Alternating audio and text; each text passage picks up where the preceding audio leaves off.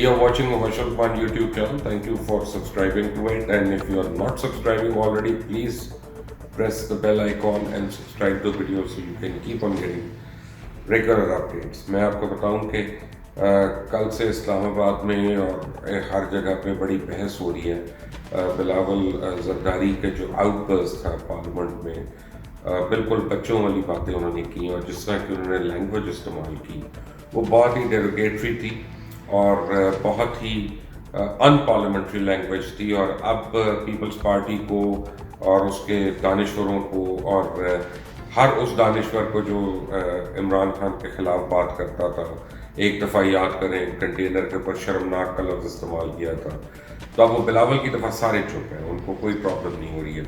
और मैं तो हैरान हूँ कि बिलावल की तारीख कितनी कमज़ोर है। बिलावल को कोई समझाने वाला नहीं है, उसको बताने वाला नहीं है। कल उसने कहा कि कौन बेगैरत है जिसने ये चौधरी शुगर मिल्स के ऊपर ये केस बनाया और ये केस है, गलत केस है, ये वो।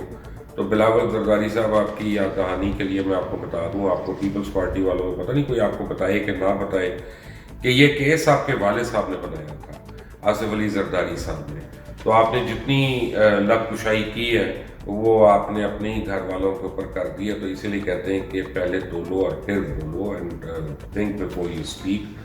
तो इस तरह की गुफ्तगू से इज्तनाब करना बेहतर है। जहाँ तक रह गया नानी का जिक्र, तो नानी को नैब ने इसलिए पकड़ा है कि नैब ने नानी को बुलाया था 2 बार और नानी ने जाने से इनकार कर दिया। तो जब वो इनकार करेंगी और नहीं जाएंगी तो कानून हरकत में आएगा और नानी पकड़ी जाएंगी। नानी पकड़ी गई, नानी को फ़ौरन ही घर से सामान जाना शुरू हो गया, ख़ास तौर पे दवाइयाँ। और जो दवाइयों का मुझे पता चला कौन कौन सी दवाइयाँ ख़ास तौर पे गई हैं, तो आप भी हैरान हो जाएंगे। उन्होंने बहुत ज़्यादा तादाद में एंटी डिप्रेसेंट्स मंगाए हैं।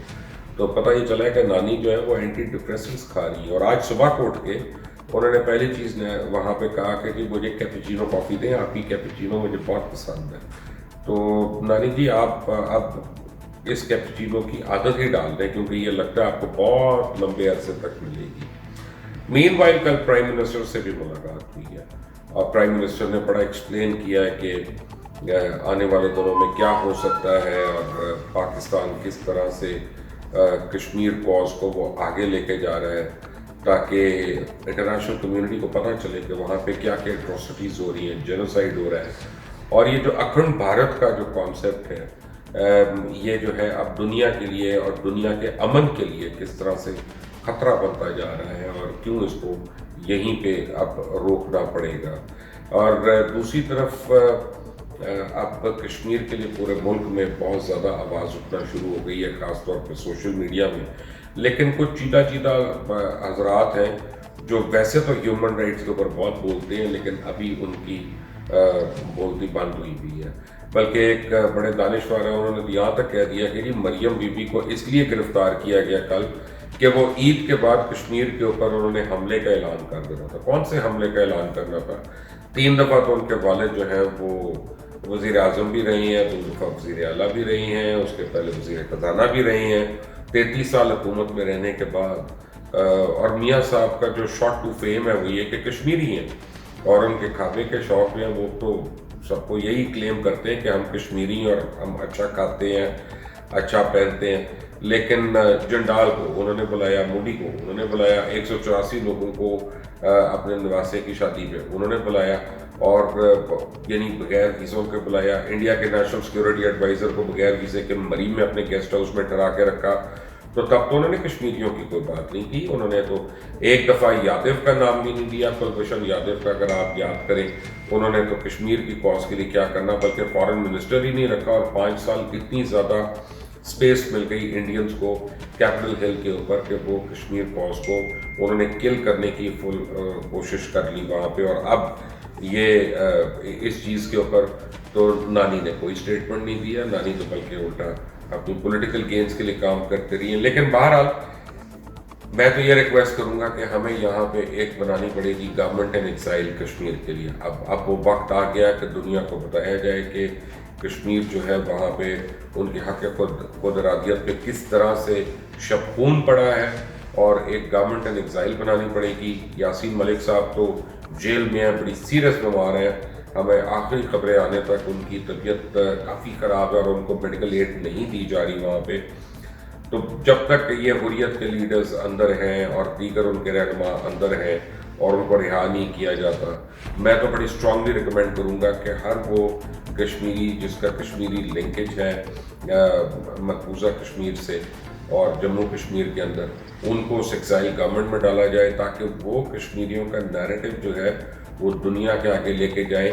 جیسے مشال یاسین ملک کو بنائیں پرائم منسٹر ان ویٹنگ، ان کی اور کیبنٹ کی ٹیم بنائیں ان کے ساتھ، اور دنیا کو فیس کریں، ہر فورمز میں جا کے وہ بات کریں، اور جو کشمیریز کا پوائنٹ آف ویو ہے یہ ایگزائل گورنمنٹ جو ہے یہ کرے. حکومت پاکستان کو تو میں بڑی اسٹرانگلی کہوں گا کہ آزاد کشمیر کے جتنے بارڈرز ہیں وہاں پہ بڑے اسٹرانگ ایف ایم اور میڈیم ویو ریڈیو چینلز لگائیں اور کشمیری زبان میں اور انگریزی زبان میں ٹرانسلیشن شروع کریں. اس وقت وہاں پہ لوگوں کو کسی قسم کی کوئی خبر نہیں مل رہی ہے، اندر ہر قسم کا کمیونیکیشن ان کا بند ہے. بہرحال یہ جب کھلتا ہے تو موبائل پہ کم از کم اپنے ریڈیوز کو سن سکتے ہیں، وہ نارمل ریڈیوز پہ سن سکتے ہیں، خاص طور پہ اگر ایف ایم وغیرہ ہو، اور جتنی نیوز ہے اس کو وہاں پہ شو کیس کیا جائے، روز کا روز اکٹھا کیا جائے اور پراپر اس کو براڈ کاسٹ کیا جائے. اور اس کے لاہور کے گرد و نواح میں بھی لگانا چاہیے تاکہ امرتسر کے اندر جو خالستان موومنٹ والے ہیں وہ بھی، ان کے لیے بھی ریڈیو اسٹیشنز ہونے چاہیے. انڈیا بڑی اوپنلی 5th جنریشن وار کے اندر پڑا ہے، پاکستان کے خلاف پروپیگنڈا کر رہا ہے. پاکستان کو اس کا جواب جو ہے اینٹ کا جواب پتھر کے ساتھ دینا چاہیے، اور انشاءاللہ دے گا. اس میں کوئی مجھے وہ یعنی شک و شبہ نہیں ہے. کل وہ ایک اور بڑا high profile aircraft Indian air force کا کریش کر گیا اور اس کے 2 پائلٹس ان کو سپوزڈلی ریسکیو کر لیا گیا تھا. چڑیل نے مجھے بتایا کہ ان میں سے ایک جو ہے زخموں کی تاب نہ لاتے ہوئے مر چکا ہے اور دوسرا جو ہے اس کی کافی حالت مخدوش ہے. آسام کے قریب ہونے والا یہ حادثہ جو ہے یہ اگین اینڈ اگین ان کی ٹیکنیکل انکمپٹنس جو ہے اس کو بار بار اجاگر کر رہا ہے. تو مودی سرکار آپ کو میں بتاؤں کہ پلیز پہلے اپنی ذرا ایک سوٹ انالیسس کریں اور اپنے اکوپمنٹ اور ٹریننگ اور ان ساری چیزوں کو دیکھ لیں. اس کے بعد کوئی اور عزائم رکھیں. نہتے لوگوں کو لڑنا اور ان کو مارنا اور بات ہے، بیٹل ہارڈنڈ آرمی سے لڑنا آپ کے پاس کی بات نہیں ہے کہ جو صرف پاکستان ہے. بٹ بڑی تیزی سے اس پہ ڈیولپمنٹس ہو رہی ہیں اور اس یوٹیوب چینل پہ میں آپ کو اپڈیٹس دیتا رہوں گا. Stay tuned to Mubashir Usman YouTube channel. Don't forget to subscribe it and please do not forget to press the bell icon. اللہ حافظ.